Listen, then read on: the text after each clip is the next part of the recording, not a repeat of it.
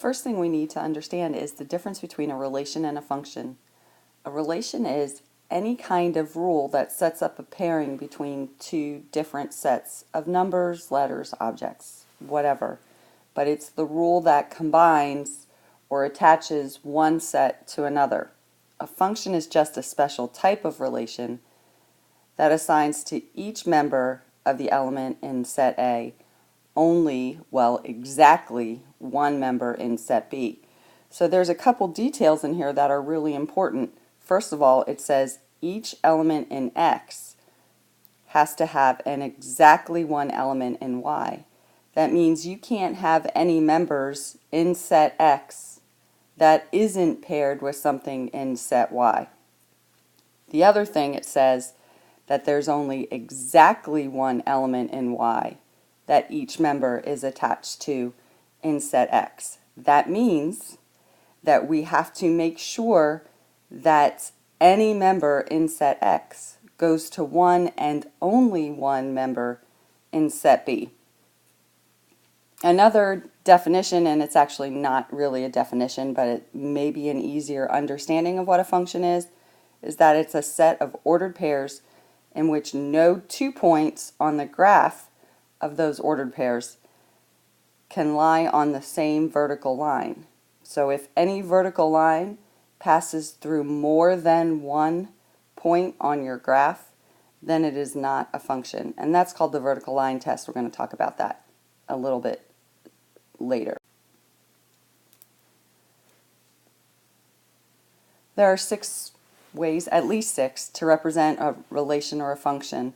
The first one is verbally, and that would be if a sentence describes how one set of values is associated with another set of values. For example, there's something that will come up later where each student is designated a unique student number.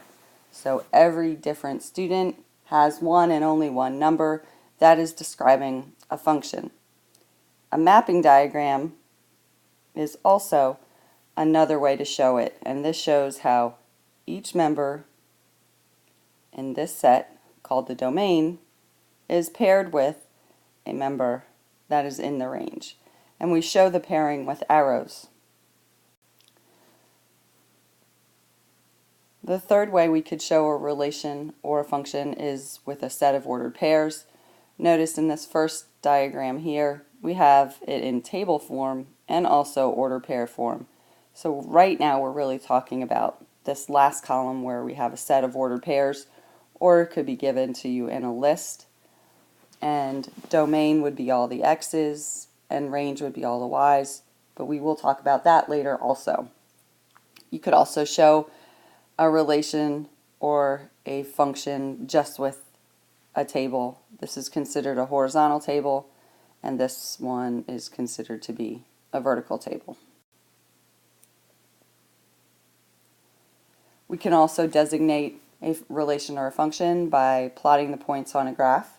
In this case, these are very distinct points. They're individual points. It's not a line. There are no points in between those 2 points. It's just those points themselves. So this would be represented by a set of ordered pairs, not an equation of a line. And then finally, the 6th one is algebraically, and of course in algebra class, that's what we see the most. And we can represent a relation or a function by using an equation. Notice what an equation is it's just a rule that says for every x value, we're going to add 2 to it in order to get the corresponding y value. Another way to show whether a relation is a function is to look at a mapping diagram that maps 2 sets of numbers or objects together. We call set A and set B. Set A, the members are in the domain, and set B, that's considered to be the range. And so let's look at 1, 2, 3, and let's say B has 4, 5, 6. It says every element in A must be paired with an element in B. So that shows me that I can have A go to B. I could have 2 go to the number 6. But if I leave 3 unpaired with anything in B, if there's no arrow that comes from one of the members in A, then it's not a function. If all of them in A go to B, then it is a function.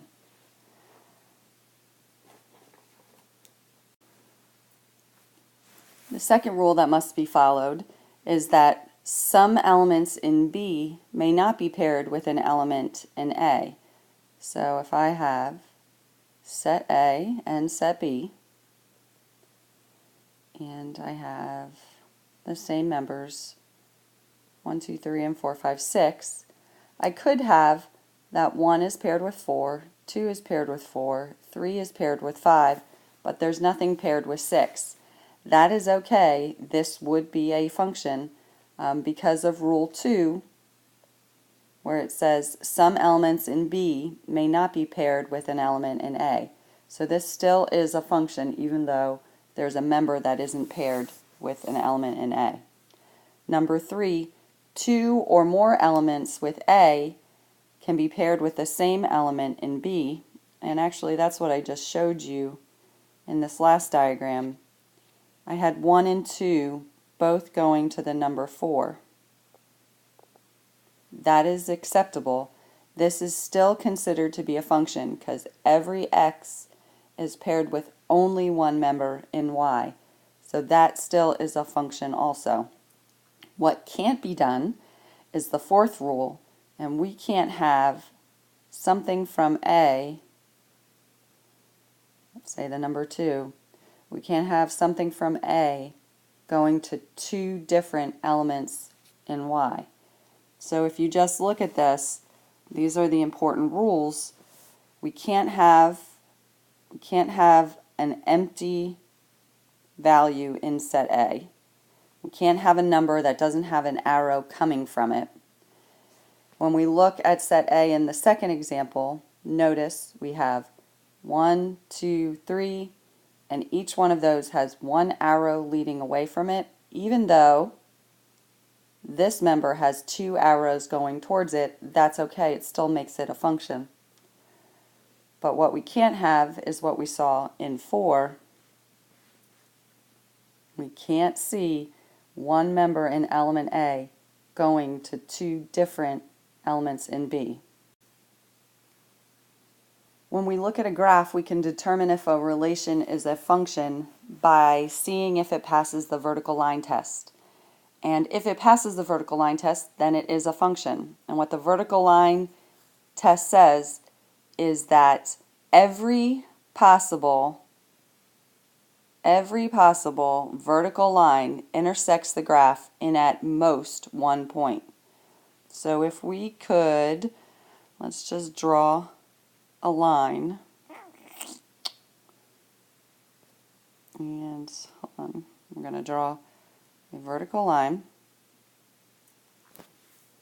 And so let's look at this first function. If I take this vertical line and I drag it along the graph like this, if it never touches the graph more than once at every different location, then it is a function. But now if I take this vertical line, if I can grab it again, if I take this vertical line and go through this second graph where it's a Z, if I go across there, notice that here it is intersecting the line, let's show you, at one point, at another point, and at a third point. So that does not pass the vertical line test. That is a relation and not a function. This next one, oops, if I take this line, let's just delete that. How do I delete it? There we go. Nope. If we look at the next one, and I think about all of the possible vertical lines that I can draw, every vertical line that I can pull across here would never intersect the graph more than once, so that one would be a function. Same thing would be true about this one. Any vertical line never intersects the graph more than once. However, this one does fail, because if I go right down here, notice it hits the graph at a couple of different places, so that's not a function. This one is a function. Any vertical line never hits the graph more than once. So that's how you can quickly determine if a graph represents a function. The algebraic method of determining whether a rule is a function or not is a little bit more complicated, so you just have to get practice in identifying them. The steps in order to determine it: step number 1, you want to solve the equation for y. And don't forget, if you have to take the square root, if you have something squared that you're solving for, y squared, then you have to add plus or minus to the other side of the equation. And then what you want to do is determine if any values of x correspond to 2 or more values of y. And so the way you're going to do that is you're just going to substitute in different values for your x and see if it ever ends up happening that you get 2 different answers for y. If that's the case, then it's not a function. So here are some examples of all of the different methods. And let's see. Okay, so this first one says the input x is a student's ID number and the output y is the student's score on a physics exam. That is a function because no student can receive 2 different scores. Each student is paired with only one score on the test, so that makes that rule a function. The other notation is to look at a table, and here's a numerical example by looking at the points on a table. And if you look, -8 goes to -5, -5 goes to -4, 0 goes to 3, 3 goes to -2, 6 goes to -3. Each one of these points in our x column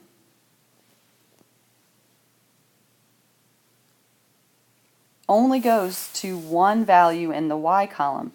And so all you have to do when looking at a table is make sure that every single one of these numbers is a different number and that each of those numbers only is paired with one value in y, and then it is a function.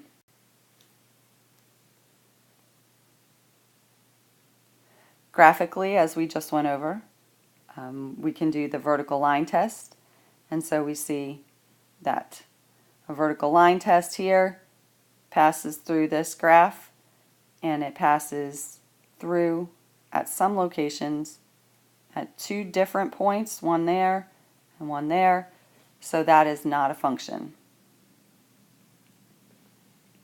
Algebraically, something happened. If you have an equation that looks like this, y is equal to plus or minus the square root of x plus 4. This equation does not represent a function, because if I put in one value of x, so let me put in x is equal to 0. When I put x is equal to 0, I get y is equal to plus or minus the square root of 4, which means y is equal to plus or minus 2. That means when x is 0, I could have positive 2 as an answer, or when x is 0, I could have negative 2 as an answer. So what's happening here is that for a single x value, it is being paired with 2 different y values. And that's where this rule fails, and this would not be a function. If, however, every x produced a unique y, then the equation would represent a function.